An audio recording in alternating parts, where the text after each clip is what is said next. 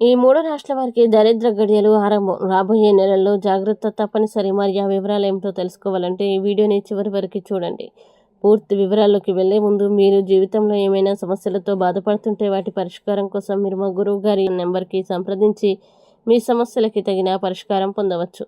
అలాగే మీరు మా ఛానల్ని మొదటిసారి చూస్తున్నట్లయితే వెంటనే సబ్స్క్రైబ్ చేసి బెల్ ఐకాన్ నొక్కండి. ఇక పూర్తి వివరాల్లోకి వెళ్తే జ్యోతిష శాస్త్రం ప్రకారం కొన్ని గ్రహాల స్థితిల మార్పుల కారణంగా కొన్ని రాశుల వారికి రాబోయే నెలల్లో జాగ్రత్త అవసరమని సూచనలు కనిపిస్తున్నాయి. ముఖ్యంగా మిథున రాశి వారికి ఆర్థిక విషయాల్లో జాగ్రత్తగా ఉండాలి. ఖర్చులు పెరిగే అవకాశం ఉంది.